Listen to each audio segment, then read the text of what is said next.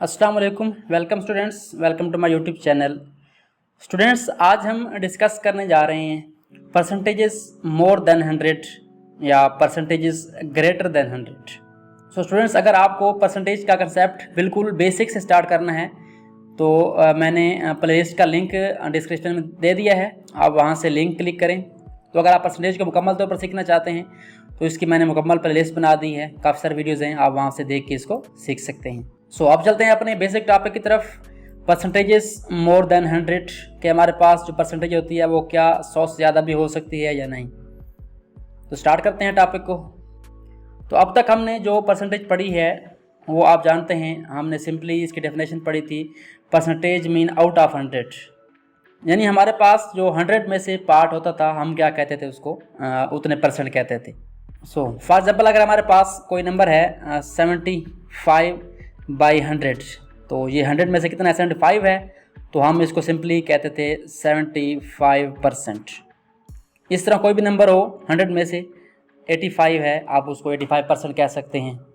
अगर 90 है, 95 है, उसको 90 कह सकते हैं। या अगर 100 है तो हम क्या कह सकते हैं, उसको 100% कह सकते हैं।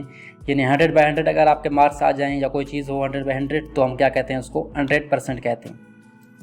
बट अब सवाल ये पैदा होता है कि क्या जो परसेंटेज हैं वो 100% से ज़्यादा भी हो सकती हैं।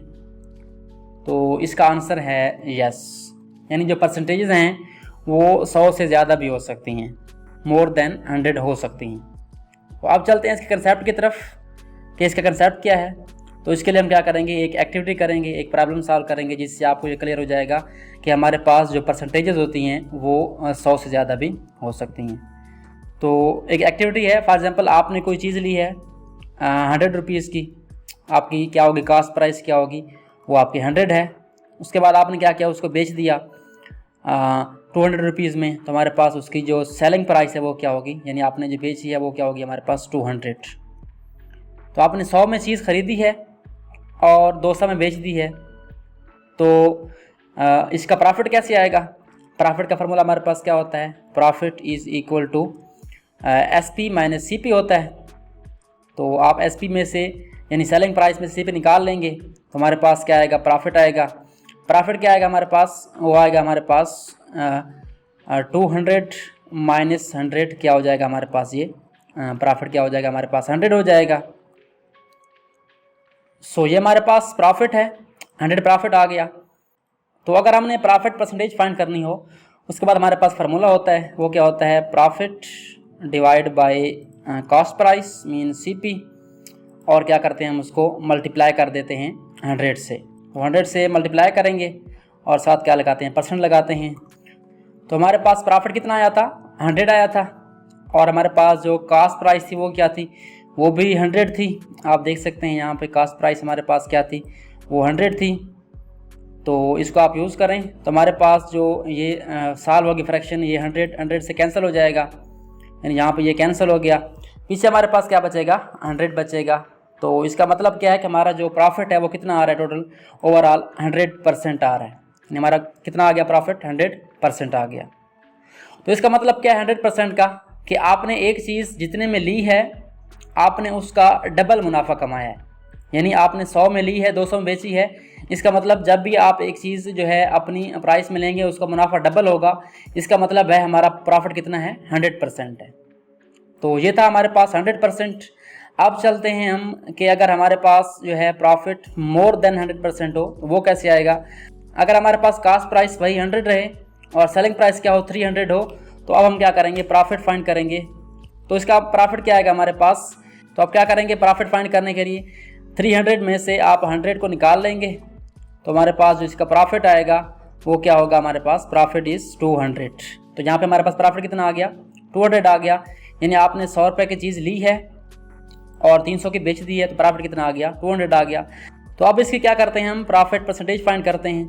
फार्मूला हमारे पास गिवन है, profit divide by cost price multiply by 100%।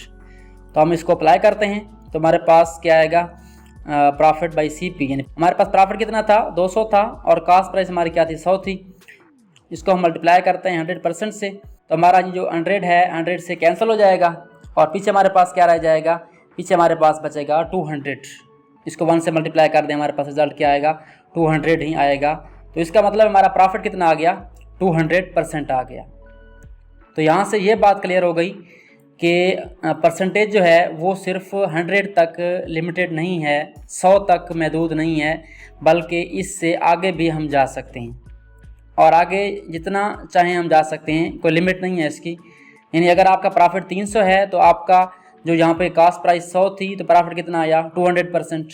अगर मैं यहाँ पे जो है सेलिंग प्राइस क्या कर दूँ, 400 कर दूँ, तो आप देखें यहाँ पे है हमारे पास 100 और यहाँ पे है 400, यानी 400 में भेजी हमने चीज़।